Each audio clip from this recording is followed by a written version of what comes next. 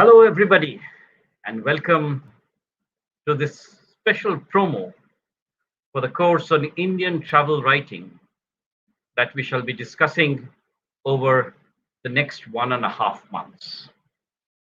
Now, travel writing as a genre, as you know, has attracted considerable critical attention in recent times. But most of the texts that have been discussed have been foreign texts in the sense that they have never foregrounded the Indian response adequately. To address this issue, this course will exclusively be about Indian travel writing from colonial times to the present day. And let me give you a course overview of what we seek to do during this entire period. Now, here's a very short PowerPoint presentation, which is made on the theme of the course and the texts that we have chosen. We begin, of course, with a theoretical uh, understanding of travel writing, and we start off with discussing the various critical issues that have plagued this special form. What do we exactly define by travel writing? There it is, Indian travel writing from the colonial to the contemporary. Uh, Here are the questions once again. So, what is travel writing? How does one define it? What are the varieties of Indian travel writing? How has colonialism impacted travel writing in general and Indian travel writing in particular? Now, this is the first component of the course. The second component of the course discusses contemporary travel writing from post independent India. How does one travel in India and how does one write today? Our concerns of ecology, the small town, railways, gender included in the Indian travel writing of today. And how do these many travelogues represent many Indias?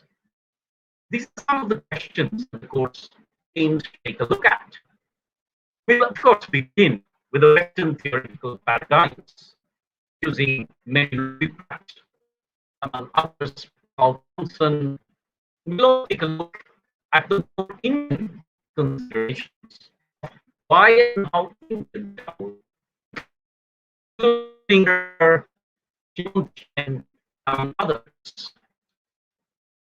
We, of course, in the first segment, talk about do that, the one by to Europe in 1810. From Mirza Abu Talib Khan, we will move to Rabindranath Tagore, Europe Prabashir Potro, translated as Letters from a Sojourner to Europe, that was published in 1878. Please remember that this was the first travel text that Tagore wrote. So within these two texts, we'll see how Europe was configured by Indian travel writers, one writing right at the beginning of the century and one towards the end of it.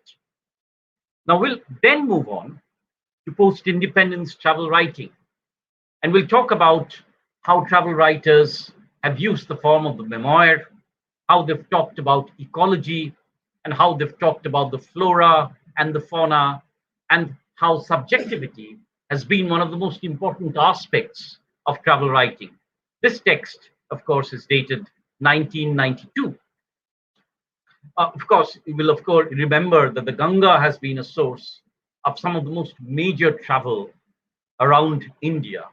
And Ruskin Bond's text takes a look at how the river becomes one of the unifying features of Indian travel writing, including the pilgrimage. We'll then move on to a very interesting text published in 2009, Vishwanath Ghosh's Chai Chai, which takes a look at these small towns of India linked by railway junctions. Towns like Itarsi or Jhansi, which very few people actually visit, But each of these towns holds a history and its own salient aspect. And we'll explore with Bishwanath Ghosh how these railway towns can be looked at by a travel writer. Of course, we'll need to figure in how women travel and what are the problems and the definitive features of the female gaze. And to do this, we'll take an absolutely contemporary travel writer, Madhu Veena, whose text will be A Woman's Journey Through India, published in 2019. Do women travel differently? Are their concerns different?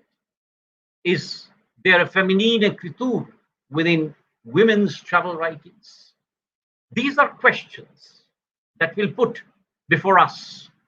We'll look at whether there's been a major shift in the strategies and theoretical concerns of Indian travel writing from the colonial ages to post-independence India. We'll look at how India has written the West, and we'll also take a look at how India has written India. The many Indias are therefore the themes of this fascinating journey through the travel text, which sits in the liminal zone between fact and fiction, between subjectivity and objectivity, and provides a glimpse into different alternative landscapes.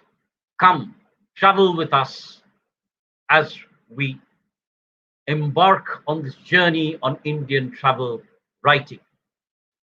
Course lectures almost every day on weekdays at 10:30 a.m.